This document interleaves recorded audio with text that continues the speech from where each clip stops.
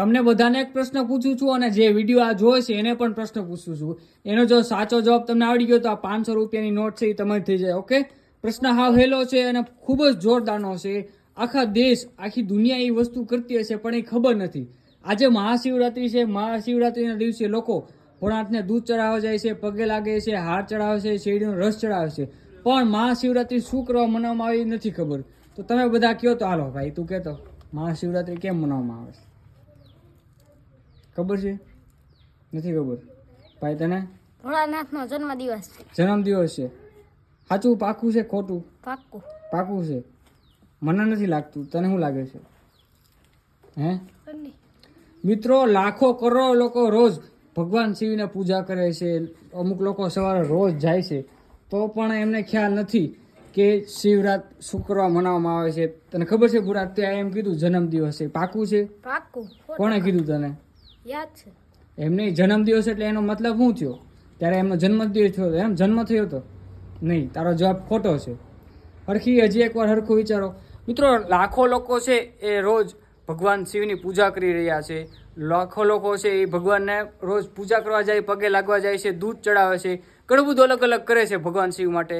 અમુક લોકો તો રોજ 2 વાર પગે લાગવા જાય છે, 2 વાર કરે છે બધી વસ્તુ જે કરવાની હોય ભગવાન ભોળાનાથને છે ખુશ કરવા માટે છે. વાંઢા લોકો છે એ પણ જાય છે. પણ કોઈને ખ્યાલ નથી કે શિવરાત્રી શું કરવા મનાવવામાં આવશે, એનો જે હેતુ છે એ શું છે. કોઈને ખબર છે? વિચારતો હજી એકવાર. જે પણ કમેન્ટ કરશે સાચો જવાબ એને મળશે.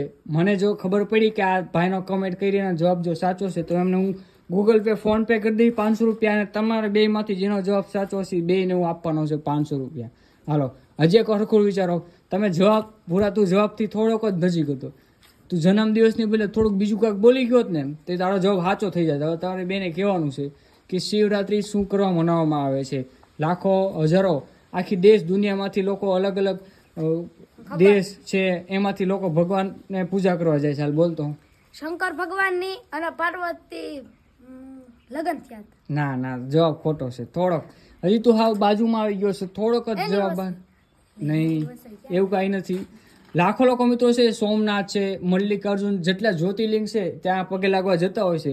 પણ તું કોઈને ખબર નથી કે મહાશિવરાત્રી શું કરવા મનાવવામાં આવે છે. મેં જેટલાના પ્રશ્નો પૂછ્યા મારા ગામના આજુબાજુના, મેં પહેલાં તો કન્ફર્મ કર્યું કે હું જે પૂછી રહ્યો છું એ સાચું છે કે નહીં. મેં કન્ફર્મ કર્યું. બધાના લગભગ 100માંથી 90%ના જવાબ છે એ ખોટા હતા. પછી મેં એમ વિચાર્યું કે વિડીયો બનાવું ને લોકોને હું પૂછું કે બીજા કોઈને દેશ દુનિયાની અંદર ખબર છે કે નહીં મહાશિવરાત્રી શું કરવા મનાવવામાં આવે છે. તો હાલો તમે બે બોલો તો ખ્યાલ છે એ કીને? નથી ખ્યાલ? તો તમે બંને ધારી ગયા. પણ કોમેન્ટની અંદર ફટાફટ જવાબ લખો. તમારો જવાબ જો સાચો હશે તો હું તમને ગૂગલ પે, ફોન પે કરી દેવાનો છું. બરોબર ને ભૂરાભાઈ? આપણે છેલ્લા 2 વિડીયો બનાવ્યા, એક ભાઈનો જવાબ સાચો હતો તો આપણે એને ગૂગલ પે કરી દીધું હતું. હવે જોઈએ છે કોણ મહારાત્રી છે વિજેતા પામે છે. ફરી એકવાર કહી દે, સવાલ એ છે કે મહાશિવરાત્રી શું કરવા મનાવવામાં આવે છે.